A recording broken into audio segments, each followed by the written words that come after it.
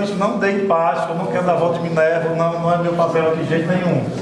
Mas assim, eu queria já agradecer aos alunos primeiro, apesar dos excessos de barulho, isso faz parte. Sou totalmente contra o silêncio, viu, Marcelo?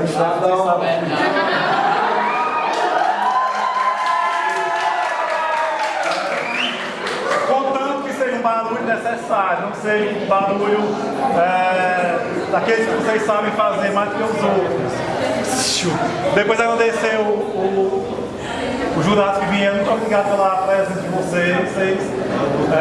Assim me deixaram bem felizes, os meninos aqui ficaram mais nervosos ainda com a presença de vocês, mas isso engrandeceu o nosso momento bem, muito mesmo. Aos professores da escola que vieram, Márcio, Gil, muito obrigado. Vocês sabem que isso é bem importante para a gente. Eu estava pensando aqui, eu penso se os nossos professores estivessem aqui, eu pensando no CCH, sabe? Pensando em Maria Antônia, Casal Augusto, que visse nós três aqui, eu acho que sentiria um pouco de orgulho. Nós não, vocês dois, eu estou aqui só para trabalhar e tal. Baixo do chão, que trouxe danos, mas um cara super inteligente que conseguiu manipular todos, se aproveitando da ingenuidade da população. Tenhamos consciência. Aos jurados peço que realmente analisem tudo, vejam tudo que foi dito aqui e parem para pensar. Nos dias de hoje, vocês conseguiriam viver com a Era Vargas? Um pai, ele cuida dos filhos, o pai, ele ama, o pai, ele dá tudo o que o filho necessita para conseguir viver. E eu digo para vocês, de pai, Vargas não teve nada. Muito obrigado.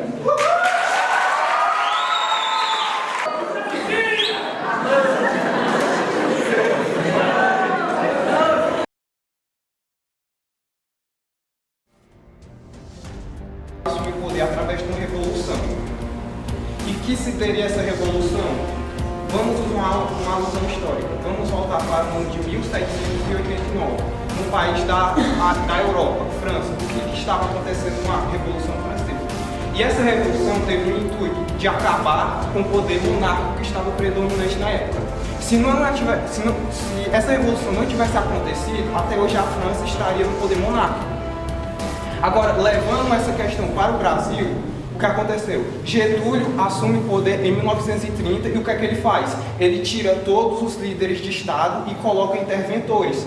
Para o quê? Para acabar com, então, a República Café com Leite, ou o nome mais plausível, Café com Café.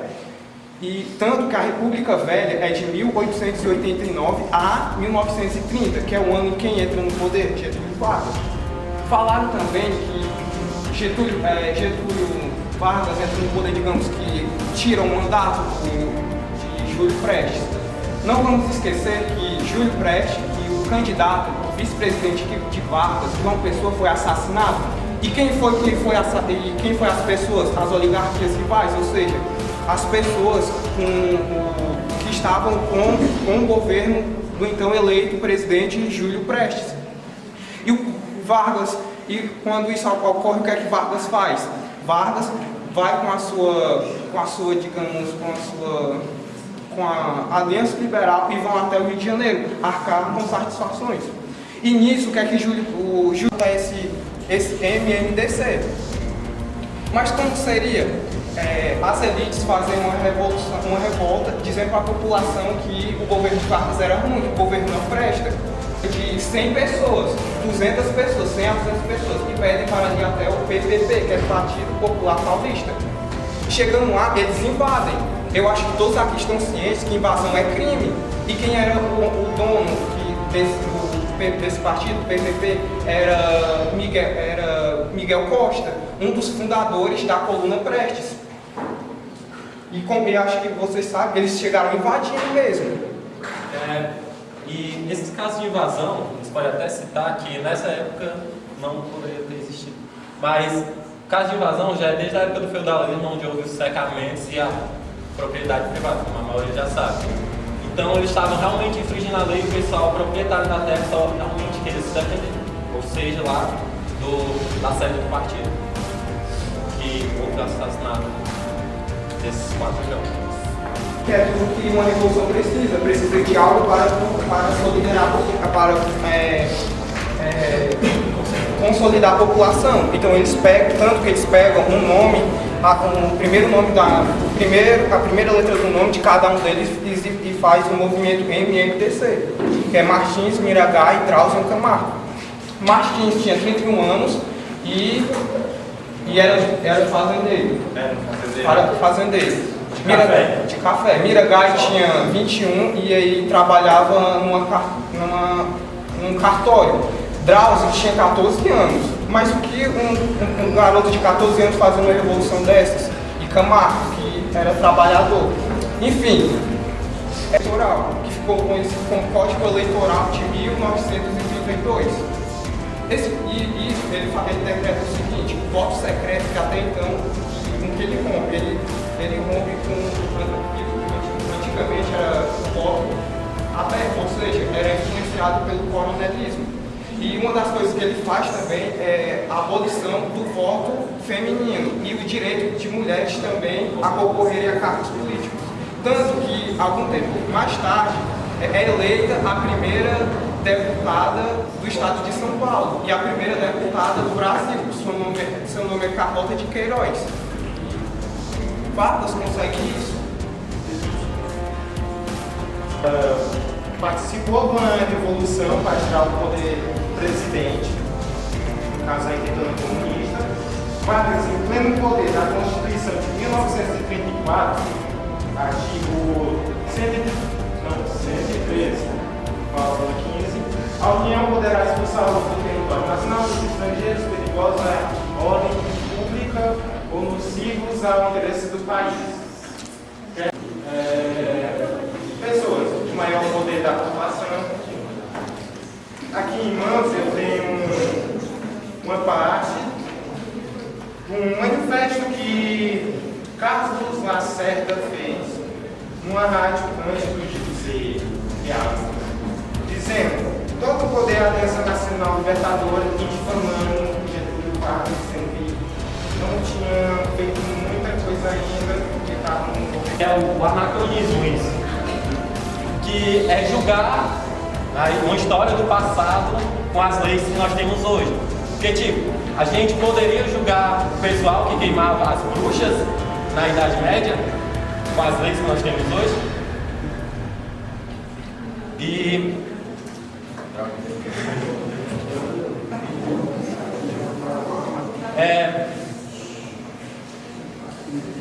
Passa, o outro slide.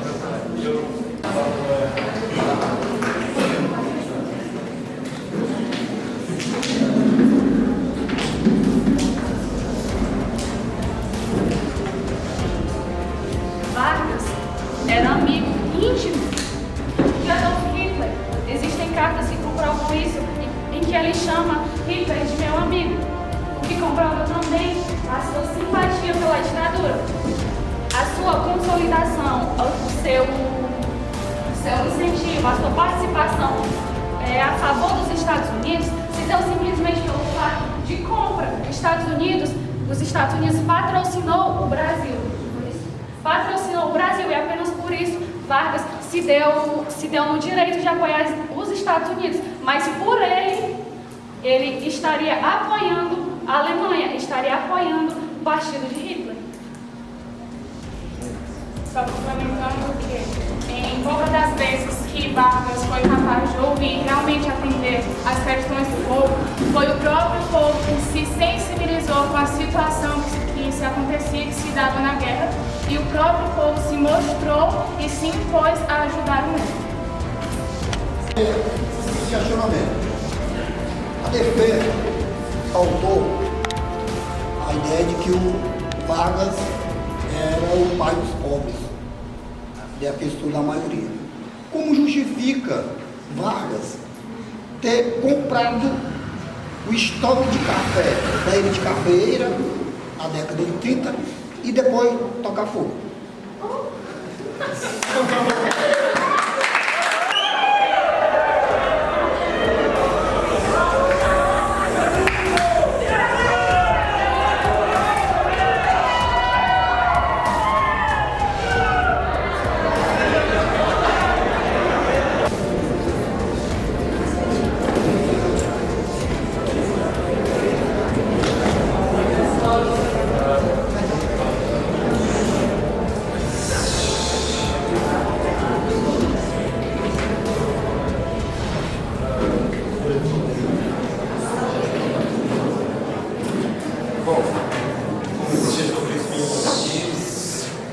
Vargas fez isso porque havia muito café e o preço do café estava desvalorizado lá fora. Vargas queria equilibrar ou aumentar o nível da economia, queimando o café e valorizando o preço do café lá fora. Mas na cabeça de vocês podem até se perguntar: ah, mas por que Vargas não distribuiu esse café para a população em vez de queimar? Não é? É aí que eu venho. Imagina só você vendendo café para dentro do país e o presidente sair dando café de graça. Como é que vai ser o negócio? Vai piorar, né? Não vai vender porque estão dando de graça. E o que mais se pode? É mais por isso. E também por causa da bolsa de valores que estava em queda nos Estados Unidos em 1919. E que Vargas já entrou no poder já com essa crise. Bom, faça uma pergunta da acusação. A acusação, dois aspectos. Primeiro, que o Vargas está sendo acusado, né, por crimes que teria cometido. Eu queria que fosse apresentado de maneira bem objetiva quais crimes foram. Você citaram o caso da Olga Benário, mas eu não vi outros crimes que façam com que ele seja julgado como sendo criminoso, como foi colocado. E segundo, só uma observação, quando vocês colocam aqui que Vargas fechou o Congresso, né, para se consolidar no poder, eu queria saber onde é que estava a oposição nesse momento. Por que não teve uma reação da oposição no momento em que Vargas fez isso? Só mais ou menos nesse sentido aí.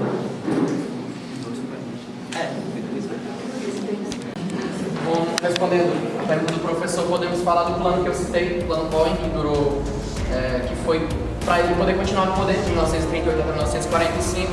Vamos parar para pensar, se 4 anos já demora, né, uma eleição, um candidato no poder, já demoram 4 anos, quem dirá Vargas passou de 38 até 45 e foi descoberto em 1945 por golpe, que foi uma falha. E esse é um dos crimes que ele citou também a questão da censura, que como eu já falei aqui, nós que estamos aqui, e a maioria dos alunos da MF são jovens que têm liberdade de expressão, né, têm as suas opiniões, já criaram movimentos, e nós não poderíamos fazer isso naquele tempo. Né? E desses dois, basicamente desses dois, o plano Boeing, que foi um ataque comunista, mas depois, mais de 5 anos depois, foi descoberto que era uma farsa para ele continuar no poder, comprovado para a população que o documento era uma farsa, e a questão da censura, que a censura você não tinha liberdade de expandir os seus conhecimentos para os demais. Outro momento histórico que prova que Vargas cometia sim crimes foi em relação ao Caldeirão, que eu não sei se é de conhecimento de todos, mas Caldeirão onde era localizado pessoas pobres, pessoas humildes e pessoas que queriam ser ouvidas pelo presidente, mas não eram. E o que Getúlio Vargas, o pai dos pobres, fez? Ele auxiliou? Não. Ele quis ajudar? Ele tentou ao menos? Não. Ele desmontou aquela paz, a casa que os pobres tinham. O pai tirou de seus filhos o único lugar que eles tinham para se sentir filhos da terra. Esse é o pai dos pobres que eles querem defender. E se vocês forem a juiz com isso, tão poucos estão sendo como eles e como crucificados.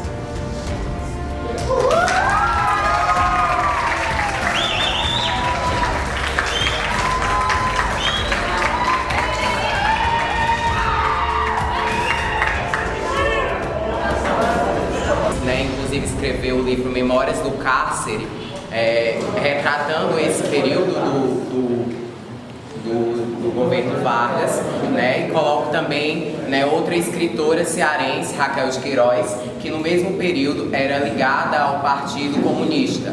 Então respondo que a oposição do governo Vargas, né, ela estava sim nas ruas e ela estava sim, né, de certa forma, lutando, né, para que tanto os trabalhadores como as pessoas, né, elas tivessem os seus direitos legitimados. Claro que naquele período, pelo menos no meu conceito quanto historiador e estudante de história, havia sim, né, um processo de repressão.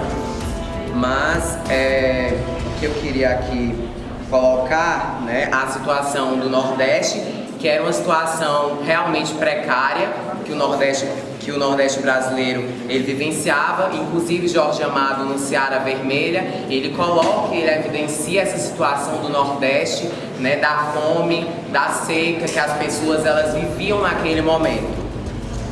E em relação a Olga Benário, na Olga Benário Prestes, eu acho que assim, a Olga ela é uma figura super importante, né, para a nossa história, não simplesmente pelo fato de ter sido a mulher do Luiz Carlos Prestes, né, e o Prestes, né, quando ele sai em marcha, né, pelo Brasil, ele é aclamado pelo povo como Cavaleiro da Esperança, né? Então existem trejeitos da história que são questionados. E esses planos comunistas, eles sempre são validos pelos setores autoritários e conservadores durante toda a história, inclusive atualmente, que sempre os comunistas eles querem tomar o poder a todo custo, né? Sendo que nunca se deu, né, nunca se consolidou essa tomada, a força bruta dos comunistas pelo poder, né? E quando você se refere a comunismo, né, você sempre se liga, né, à questão dos partidos, né?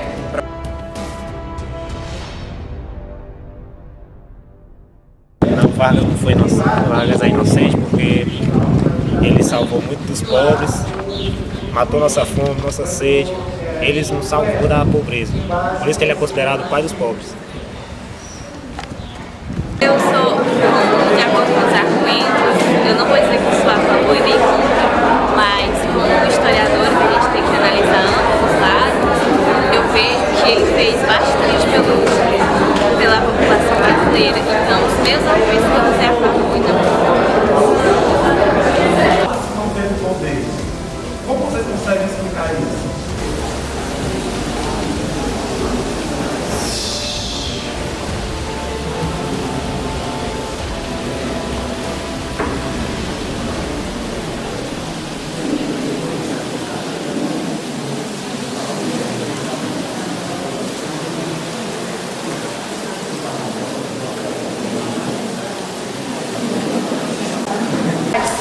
Não se sabe o que Vargas propôs para Prestes, não é mesmo?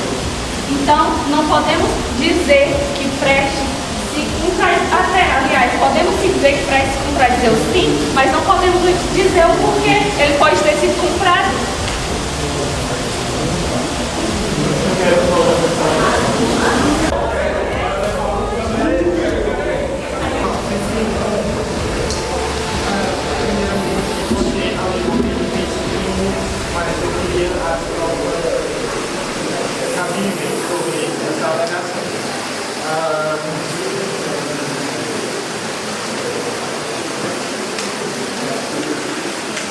Pedindo desculpa pela minha nobre colega que na ficha de identificação leu a idade do testemunho que infelizmente não pôde participar. O senhor Sebastião encontra-se com 105 anos de idade.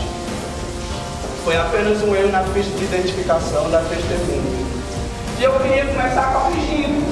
Primeiro lhe dizer e lhe reforçar a ideia de que você está desinformado sobre o que é ou não o anacronismo. E dizer que sim, ele pontua o anacronismo da maneira que deve ser. Nós não podemos julgar o período com as leis que nós temos hoje, mas você esquece a atitude de Vargas invalida as leis que ele tinha no período. Ele rasga a Constituição, a Carta Magna do Brasil é a Constituição e Vargas rasga. Vocês gostariam de ter, por exemplo, a CLT, que eles tanto defendem, mas que esquecem de citar, inspirada na Itália fascista, na Carta del Lavoro estabelecida por Mussolini, ditador. Eles esquecem de citar isso, por exemplo. E vocês gostariam de ter a CLT rasgada? É fruto da nossa conquista e não uma política pública de mão beijada de Vargas. Como a menina levanta a política pública, não é favor. Vargas não nos deu a CLT. Nós temos, por exemplo, a Berta Lutz, uma mulher feminista, bióloga. estudante, participativa, primeira e segunda mulher a ascender no cargo político, entra como suplente no Congresso. E ela sim lutou, e ela batalhou para que o voto feminino fosse aceito, como eles falaram, e não o presente de Vargas.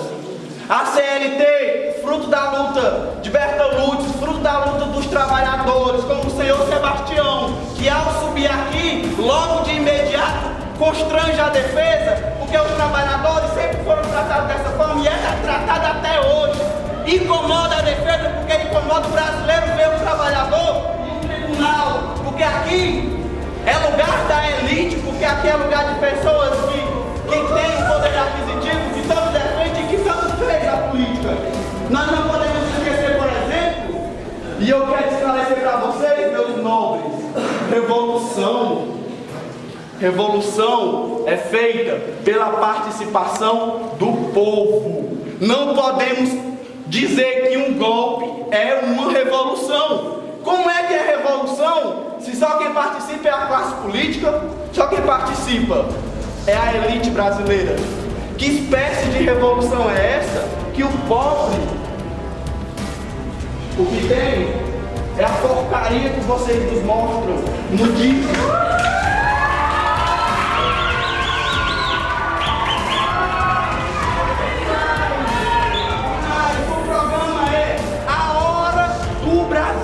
Não é 1 minuto no Brasil como vocês mostram. Como transmitir um programa em 1 minuto? Uma clara vontade, uma péssima intenção da defesa de dizer que a hora do Brasil é aquele 1 minuto que passou ali. Meus nobres, na hora do Brasil, como o senhor Sebastião que esteve aqui relata, era o programa que o governo tinha, era a carta da manga de um ditador. A carta da manga do ditador é censura, apreciação da autoimagem. E foi exatamente o que Vargas fez. Vargas usou-se do único meio que os pobres trabalhadores desta nação tinham. Não é à toa que Vargas sensibiliza os trabalhadores do seu discurso como típico trabalhadores do Brasil. Como se ele quisesse ter qualquer aproximação, como se ele quisesse ter qualquer relação com os trabalhadores desse Brasil. Porque ele não tinha. Prova disso, estamos flagelados da seca. Os nossos irmãos cearenses mortos, assassinados em currais. Vocês não gostam tanto de falar do Brasil na Segunda Guerra Mundial? Vocês não querem tanto ouvir falar do Brasil, dos soldados, dos pracinhas na Segunda Guerra Mundial? Então não esqueça de citar que no Ceará, próximo a nós, tivemos campos de concentração. E não era judeus que estavam lá. Talvez fossem os avós, os bisavós de vocês, os flagelados, refugiados da seca, que morreram à língua de um governo, que depois o governador do estado que colocou um interventor para atender aos mandos e desmandos de um presidente da república, e não ao poder que nós, povo, que vocês, os avós, os bisavós de vocês deveriam ter. Os campos de concentrações aqui no Ceará foram verdadeiros currais humanos. O muro, arame farpado. O trabalhador, filho do Getúlio Vargas, aqui não. E mais, pai dos pobres. Talvez nós compramos a ideia, assim como vocês compram de pai dos pobres, porque a nossa ignorância política nos leva a pensar que a política é feita por um pessoal, que a política é a intimidade minha com o governo, e nós não temos a capacidade de pensar a política como uma política pública, feita para todos. Então Getúlio Vargas não podia ser o pai dos pobres politicamente. Se ele fosse pai dos pobres, automaticamente deveria ser pai de rico, pai de classe média, pai de qualquer pessoa, porque ele era o presidente do Brasil. Nós temos que parar para pensar o nosso presidente como representante público, atendendo aos desejos e anseios de todos os brasileiros, e não somente de quem eles romantizam. O pobre como miserável, o necessitado de uma ajuda do governo. Nós precisamos sim, e eles precisavam também do auxílio do governo. governo, mas não a porcaria do DIP, que transmitia 40 minutos falando bem de governo, que o governo fez isso, que o governo fez aquilo, e 20 minutos com a radionovela para entreter a população. O verdadeiro pão e circo brasileiro, a exemplo de Roma. Nós também desfrutamos disso. Prova disso está o samba, o futebol, que Getúlio Vargas tanto enalteceu, fazendo de nós bestas, e o nosso povo assistindo bestializado, manipulado, influenciado, porque nós não tínhamos a consciência política, porque os nossos avós não tinham a consciência política, porque a defesa não tem a consciência política que deveria ter. Guerra de São Paulo, Revolução Constitucionalista, NNDC, eram 4 desocupados, 4 vadios. Inclusive é assim que Vargas trata todos os pobres, como a defesa que trata vadio, o pobre ser vadio. Pela misericórdia, pensem nas palavras que vocês pontuam.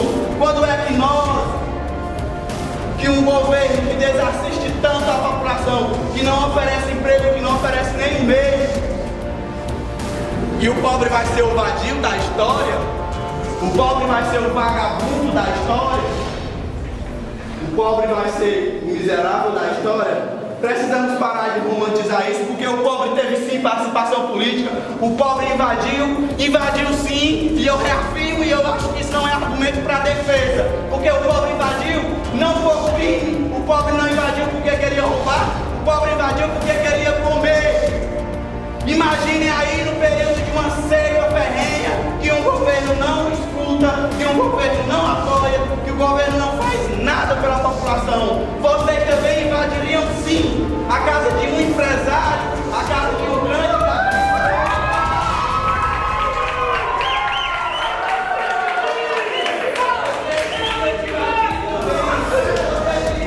porque em um momento de fome, isso não é argumento de defesa, porque na fome eles invadiram e devem invadir, porque era uma revolução a partir de então. Só torna-se revolução com a participação popular.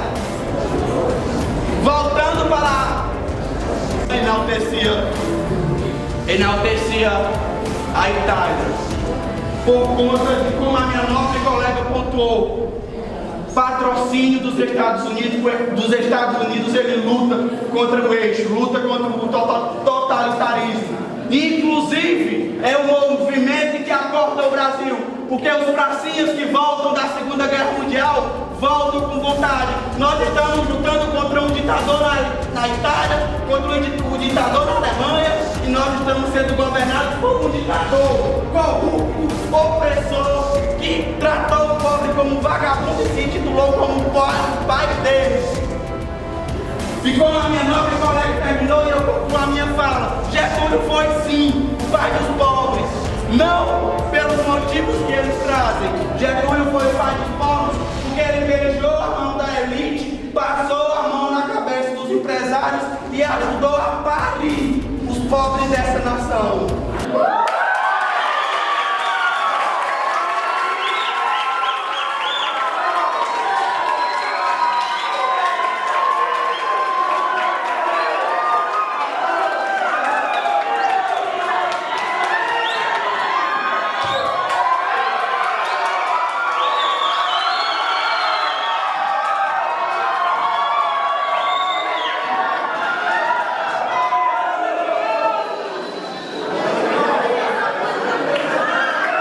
O pessoal da defesa agora tem até 10 minutos, por favor. A vocês. E a acusação, né? E por hora vai ficar calada. Gente, uma pergunta. A população foi tão massacrada, como ele acabou de dizer. Como é que o seu Sebastião vive até 105 anos de idade, sendo que a expectativa de vida em 1940 era 45 anos?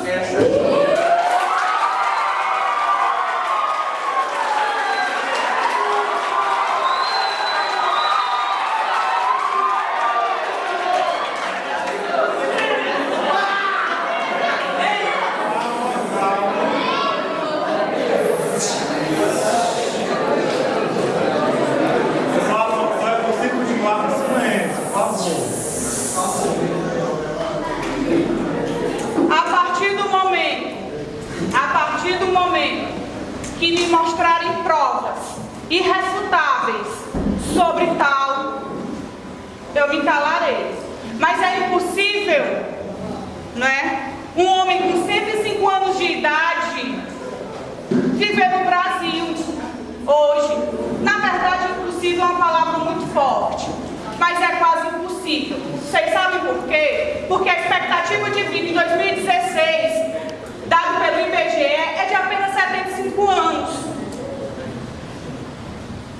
Eu apresento para vocês a múmia, que veio até aqui falar.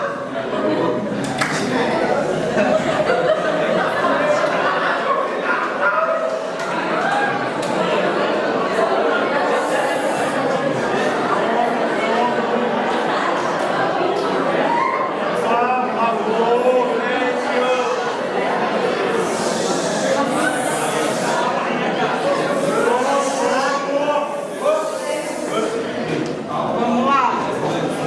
Vamos manter o silêncio. Pensem, repensem. Ele falou que todo o povo é manipulador. Né? Foi não? Ou foi manipulado, na verdade. Né? Que o povo é manipulado. Se mostrem não manipuláveis agora. É muito fácil em 2019 se falar, por exemplo, não é? Que foi uma obrigação do Vargas instalar a CLT. Obrigação de quê? Me diga, se em pleno 2019, nós lutamos com o governo que nós temos hoje, vocês não precisam dela.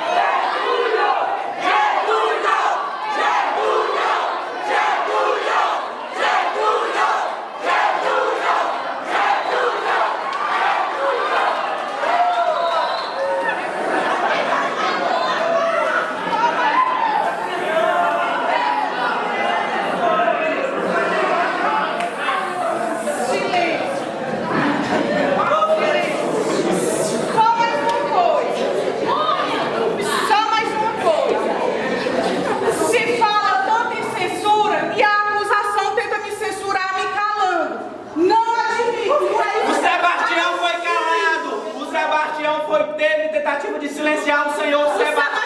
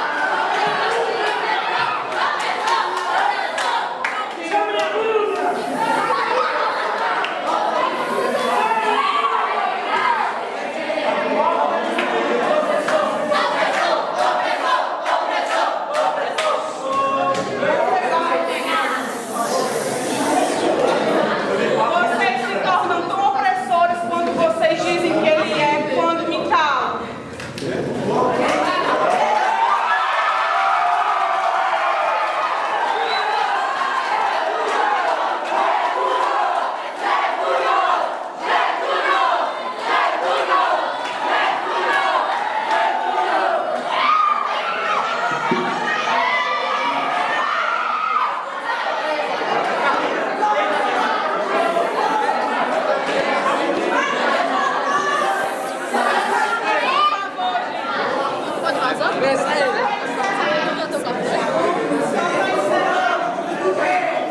favor, gente, só para encerrar. Deixa eu só encerrar, por favor. A carta testemunho de Getúlio Vargas. Mais uma vez, as forças e os interesses contra o povo condenam-me novamente e se desencadeiam sobre mim. Por favor, gente. Precisam sufocar minha voz e impedir a minha ação, para que eu não continue a defender como sempre defendi o povo, e principalmente os humildes. Contra a justiça da revisão do salário mínimo, se desencadeiam os ódios, que quis criar a liberdade nacional. Gente, eu não consigo ler se vocês não silenciarem. A Eletrobras foi obstaculada até o desespero. Não querem que o trabalhador seja livre, não querem que o povo seja independente. Tenho lutado mês a mês, dia a dia, hora a hora, resistindo uma pressão constante, incessante, tudo suportando em silêncio, tudo esquecendo, renunciando a mim mesmo, para defender o povo que agora se queda em desamparo. Era escravo do povo e hoje me liberto para a vida eterna. Mas esse povo de quem foi escravo não mais será escravo de ninguém. Meu sacrifício ficará para sempre em sua alma e meu sangue terá o preço do seu resgate. Lutei contra a expoliação do Brasil, lutei contra a expoliação do povo. Tenho lutado de peito aberto. O ódio, as infâmias, a calúnia não abateram meu ânimo.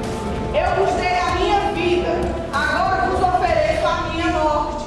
Nada receio. Serenamente dou o primeiro passo no caminho da eternidade e saio da vida para entrar na história. Esse foi Getúlio Vargas.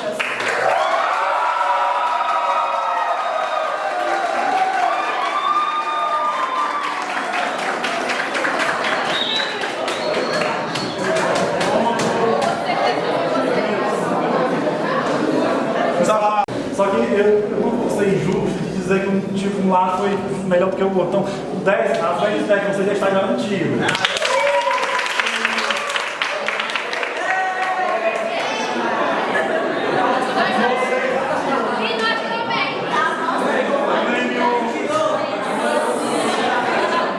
O prêmio extra é depois da pizza, né?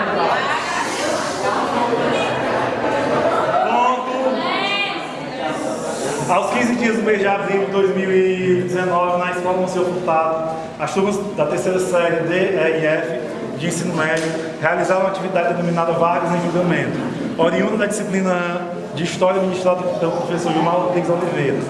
A atividade deu-se em forma de um julgamento fictício da figura do presidente Getúlio Vargas. Para isso, as turmas foram divididas em duas equipes encabeçadas pelos seguintes alunos que desempenharam o papel de advogados e membros do Ministério Público: Felipe Gurgel Fernandes Bernardo, Francisco Yuri Andrade Moura, Luana Maria Santos da Silva, Vanessa Eloy Bispo, Tiago Laureano dos Santos e Rodrigo Batista Moreira como defensores. Lívia Maria Paiva de Souza, Janiele Paiva Pereira, Cristiane Teixeira do Nascimento, Igor Rodrigues Trindade, Emily da Silva Bernardo, Ruth de Carvalho de Conceição como acusadores. Tivemos ainda no corpo de jurados professores de diferentes áreas de conhecimento e alunos universitários de diversas instituições superiores e como mediador do professor da disciplina supracitado anteriormente. O restante da turma abrilhantou o momento com silêncio, nem tanto, não é? E atenção, ao mesmo tempo que eu escrevi relatórios sobre tudo que foi apresentado aqui, que vocês vão pegar depois. Assim, depois de ocorrida a apresentação dos fatos, a exposição de argumentos de ambas as partes, exauridas possíveis dúvidas e expostas as considerações finais, o grupo de jurados de posse das cédulas de julgamento, por um placar de 9-4, determinou que, diante de tudo que foi dito e mostrado, Getúlio Vargas é culpado na